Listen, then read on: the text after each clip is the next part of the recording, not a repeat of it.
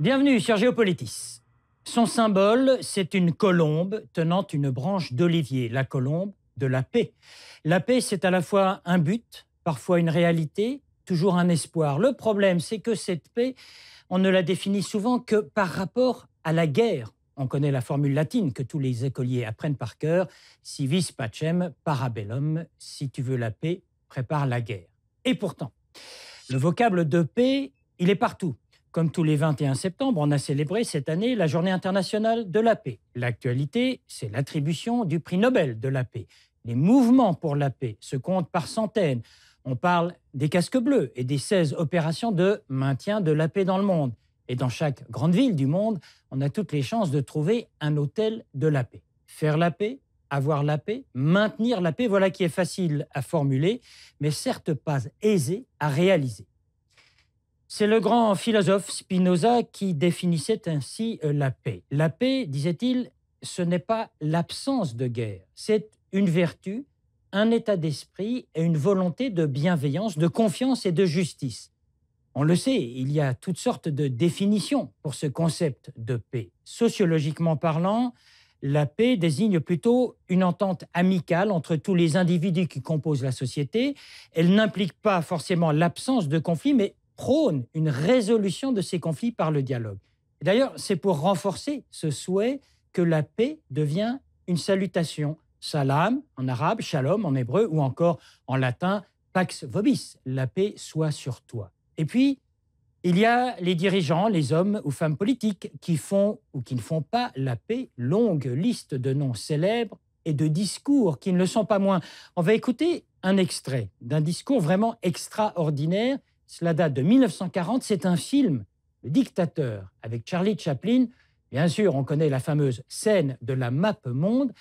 On connaît moins le discours saisissant du dictateur Hinkel, auquel se substitue Charlie Chaplin à la fin du film, et qui, à la stupéfaction générale, déclare vouloir la paix dans le monde. Je suis désolé, mais je ne veux pas être empereur. Ce n'est pas mon affaire. Je ne veux ni conquérir ni diriger personne. Je voudrais aider tout le monde dans la mesure du possible. Juifs, chrétiens, païens, blancs et noirs.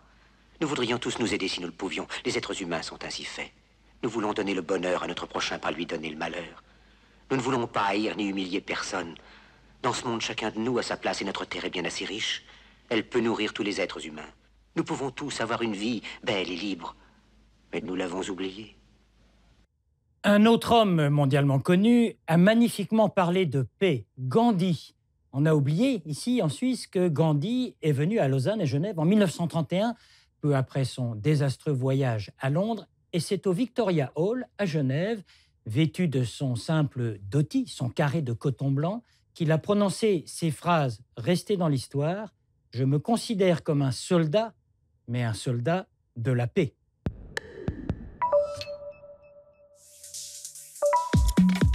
C'était le 15 février de cette année 2015. Le sommet de Minsk, qui réunissait le président russe, son homologue ukrainien, François Hollande et Angela Merkel, accouchait d'un accord prévoyant un cessez-le-feu en Ukraine et le retrait des armes lourdes le long de la ligne de front.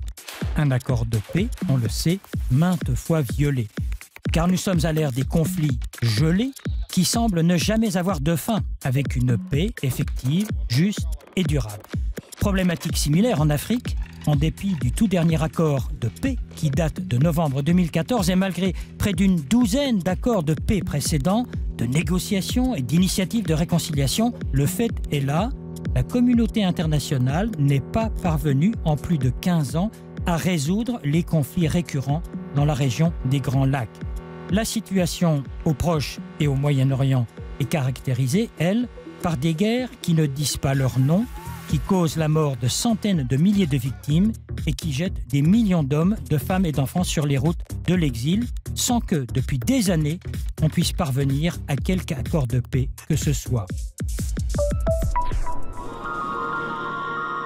Au 30 avril de cette année, on comptait très exactement 107 565 casques bleus, contribuant à 16 missions de maintien de la paix dans le monde. 10 000 d'entre eux servent en République centrafricaine, autant au Mali, 2 fois plus, 21 000 soldats en RDC, la République démocratique du Congo, 11 000 au Sud-Liban, Sans oublier des opérations qui ont débuté pour certaines dès la création des casques bleus en 1948, comme par exemple les opérations au Proche-Orient ou entre l'Inde et le Pakistan. C'est ainsi, il y a des casques bleus en opération dans certaines zones du monde depuis près de 70 ans. Et depuis ce temps lointain, on compte plus de 3300 morts parmi ces soldats venus essentiellement du sous-continent indien, l'Inde, le Bangladesh, le Pakistan ou le Népal, ou encore d'Afrique, comme l'Éthiopie, le Ghana, le Sénégal ou le Nigeria. À signaler que ce maintien de la paix a un prix. Toutes ces opérations engendrent une dépense annuelle d'environ 8 milliards de dollars. L'année 2014 avait vu le prix Nobel de la paix être décerné à 2 personnalités, un Indien, Kailash Satyarthi, qui se bat pour les droits des enfants dans les usines de son pays, ainsi qu'à la désormais célèbre Malala Yousafzai, 17 ans, victime de la folie des talibans et qui, depuis son attentat, mène un long combat pour l'accès de tous les enfants à l'éducation. Autres prix Nobel de la paix prestigieux, célébrés et reconnus, ceux de Nelson Mandela, d'Aung San Suu Kyi, de Mère Teresa, de Martin Luther King et tant d'autres figures dont les vies ont été consacrées à la paix entre les hommes. Il est pourtant certains prix Nobel de la paix qui ont été, disons, discutés, car discutables. Celui décerné par exemple à Henry Kissinger, celui accordé à la présidente du Libéria, Ellen Johnson Sirleaf, ou encore celui remis conjointement au leader palestinien Yasser Arafat et aux dirigeants israéliens Yitzhak Rabin et Shimon Peres. Critique enfin lorsque le prix 2009 a été décerné au président Obama, au pouvoir depuis 1 an seulement.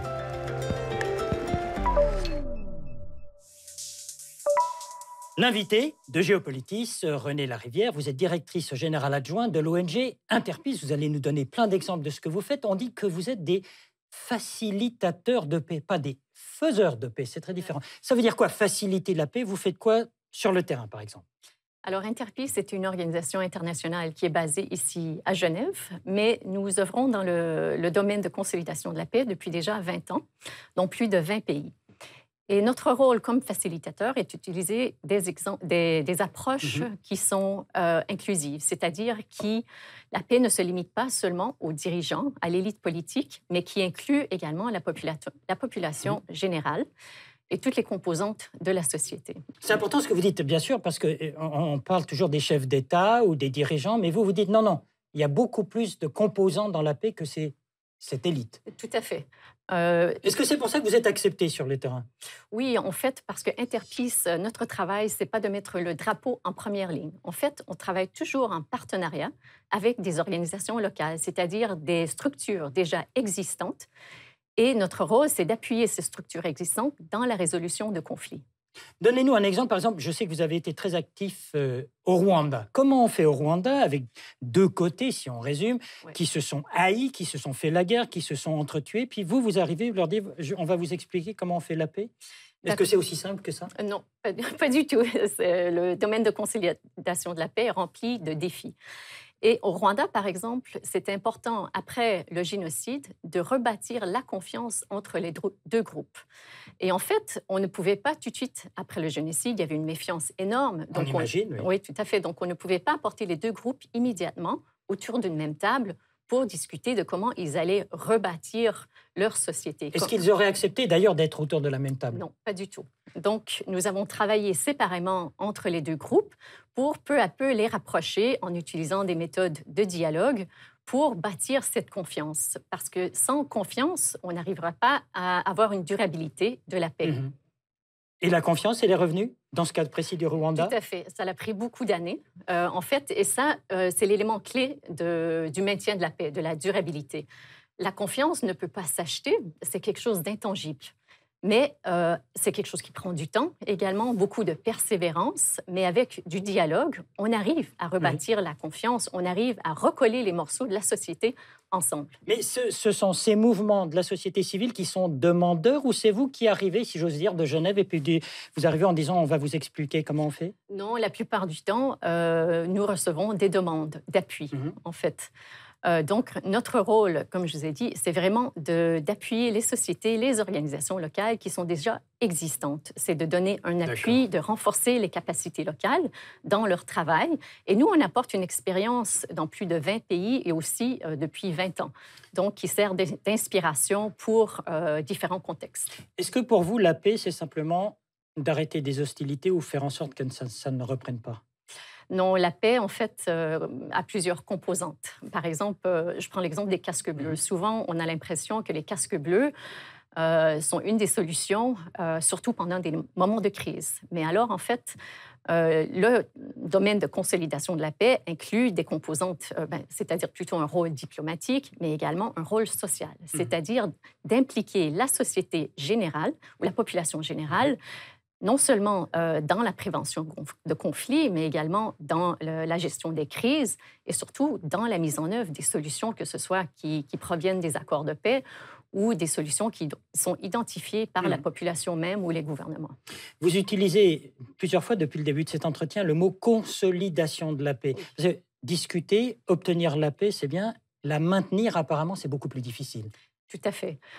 Comme je vous disais, souvent les accords de paix ne sont pas durables parce que... C'est juste un bout de papier, souvent. Voilà. Et un bout de papier n'est pas suffisant pour bâtir la paix et maintenir la paix. En fait, souvent autour d'une table lors des accords de paix, les accords ne sont pas suffisamment représentatifs des différentes composantes de la société. C'est souvent des dirigeants et l'élite politique. Deuxièmement, on se focalise surtout sur les divisions. Qui a perdu quoi et qui a gagné quoi? Et dans notre expérience chez Interpeace, on a trouvé que si c'est bien de se concentrer sur l'identification des problèmes, mais également quels sont les éléments rassembleurs de comment on peut continuer à bâtir la paix, même étant donné la situation de crise auquel nous sommes face. On va prendre un autre exemple actuel, la Syrie, l'Irak. Là, vous ne pouvez pas intervenir parce que les conditions ne sont pas encore réunies. Mais elle le serait s'il y avait une volonté, par exemple, des gens sur place de faire la paix. Vous pourriez y aller?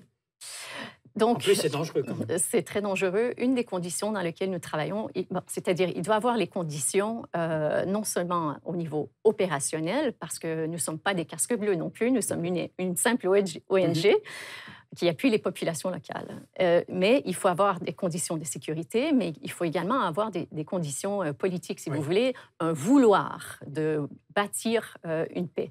Si ces conditions ne sont pas existantes, il est difficile d'imposer la paix. En fait, on ne peut pas imposer la paix, ça ne marche pas. Il y a des tas d'exemples qui le démontrent très bien. Combien de personnes travaillent pour Interpeace dans combien de pays avez-vous dit? Dans 21 pays à travers le monde, nous sommes environ 300 personnes avec qui on travaille. On ne travaille pas avec des expatriés. Comme je vous expliquais, on travaille toujours avec des organisations locales. Donc, on travaille avec des personnes des propres sociétés qui sont affectées par les conflits. Mais rassemblés, nous sommes environ 300 personnes. Pour vous, la paix, c'est seulement un idéal, un désir, une volonté, ou ça reste quelque chose de concret? Est-ce que vous avez un exemple de belle réalisation récente d'Interpeace? Il y a plusieurs réalisations, bien sûr. Mais la paix il n'y a pas une définition de la paix. En fait, la paix n'est pas non plus l'absence de guerre, de violence ou de tension. Ce ne sont pas seulement des images de la Somalie, du Mali ou du Rwanda. En fait, ce sont des images également de l'Europe, des contextes qui sont très près de nous. La paix, finalement, c'est avoir accès à des conditions d'égalité, accès à la justice, mais surtout d'avoir des espaces où la population générale sent qu'elle a une voix et qu'elle peut jouer un rôle dans le développement de sa société ou de sa communauté. Merci, Renelle Rivière. Je rappelle que vous êtes directrice générale adjointe de l'ONG Interpeace. Merci à vous. Merci. Cela semble évident, la paix dans le monde, ce serait, par exemple, la fin des violences et des horreurs en Syrie et en Irak, la neutralisation des forces criminelles d'un côté comme de l'autre, ce serait l'interruption intelligemment menée de ces conflits gelés, comme on dit, au Sud-Soudan, au Darfour, en RDC, la République démocratique du Congo, ainsi qu'une paix juste et durable dans l'ensemble du Proche et du Moyen-Orient. Cela dit, pour parvenir à un tel espace géopolitique engendrant la paix, il faudrait en premier lieu qu'il y ait une prise de conscience de tous ces obstacles à l'établissement de la paix, l'irrespect de la personne humaine, la paralysie relative des grandes instances internationales, le commerce des armes les prétentions d'ordre territorial ou encore les manifestations d'intolérance religieuse, ethnique ou politique. Et cela, c'est l'œuvre de tout un chacun, pas seulement des responsables politiques en place. Comme le disait le général de Gaulle, ce qu'il faut surtout pour faire la paix, c'est la compréhension des peuples. Les régimes politiques, ce sont des choses qui passent. Les peuples, eux, restent. Et sur la page web de Géopolitis, préparée par Olivier Horner, vos réactions et commentaires à cette édition de Géopolitis sur la paix, des documents vidéo, des sites internet, de l'infographie, des archives, la possibilité de podcaster cette émission de la RTS. Et vous êtes toujours les bienvenus sur Géopolitis.